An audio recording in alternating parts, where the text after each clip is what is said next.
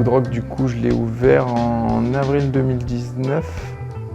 Mais ça a commencé avant, ça a commencé quand j'étais encore à Nantes. Là où j'ai commencé l'escalade. Et à Nantes, il n'y a pas de cailloux.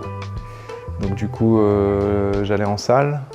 Et pour compléter les séances en salle, je commençais à me faire des agrès d'escalade perso. Parce que je faisais déjà de la menuiserie depuis 10 ans. Forcément, on est montré aux copains et puis ils en ont voulu. Donc du coup, j'en ai fait pour les copains. Et quelques années plus tard, ça a donné la création de Woodrock.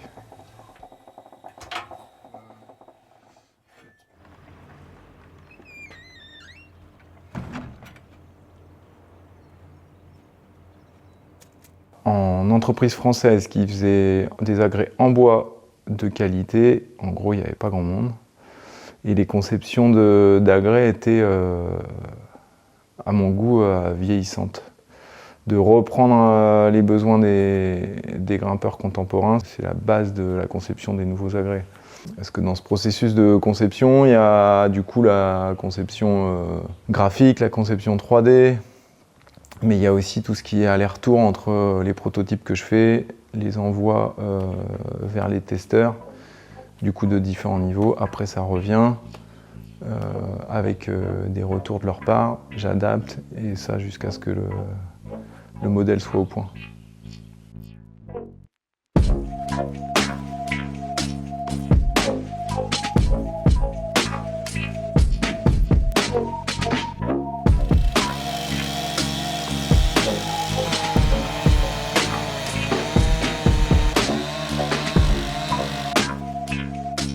Alors la production, ça commence par le choix de la matière première.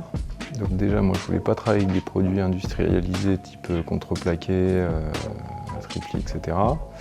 Donc je voulais du bois massif et local. C'est du bois qui vient de forêts avoisinantes, avoisinantes à 200 km maximum autour de l'atelier. En gros, c'est ça.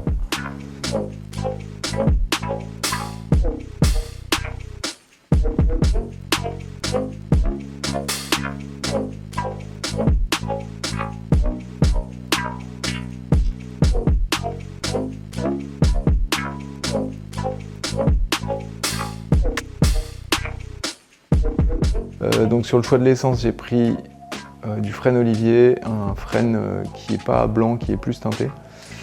Ça me permet d'avoir une esthétique plus intéressante qu'avec du hêtre. Ça me permet de pouvoir placer les différentes teintes et le veinage où je veux dans la poutre.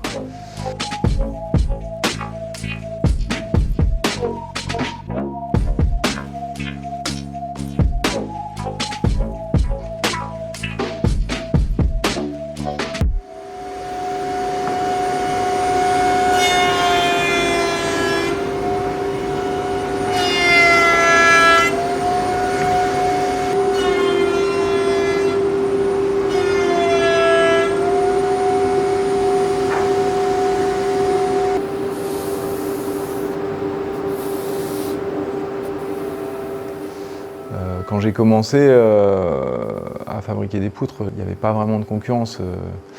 L'escalade a commencé tout juste à exploser, le marché de l'escalade, mais quand moi j'y voyais juste un moyen de me créer un revenu, il y a d'autres entreprises qui ont compris que c'était un marché où ils pouvaient faire de l'argent. Donc là, il y a plus de concurrence forcément qu'au début, et le fait d'être en vente directe, ça me permet de garder des prix comparables à mes concurrents qui font faire à l'autre bout du monde, justement parce que j'ai pas d'intermédiaires qui prennent de marge. La vente directe, ça me permet aussi et surtout de garder la production locale, de ne pas avoir de sous-traitance. Donc ça veut dire beaucoup moins de déplacement de matières premières, de produits finis. Là où les entreprises, mes concurrents en tout cas, la plupart, font faire à l'autre bout du monde. Donc c'est des porte-conteneurs, c'est un bilan carbone qui est bien plus important que le mien, et des matières premières qui sont pas, on ne sait pas comment elles sont, d'où elles viennent, et comment ils ont sourcé leurs matières premières.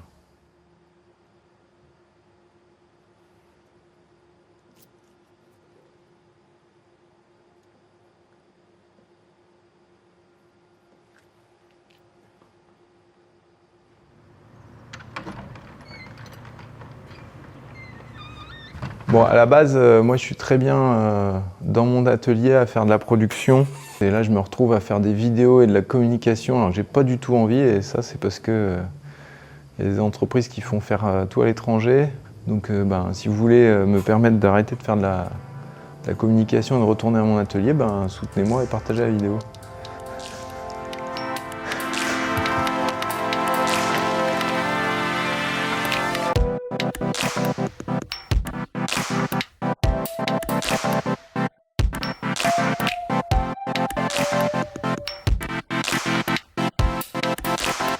Oh, libérez-moi!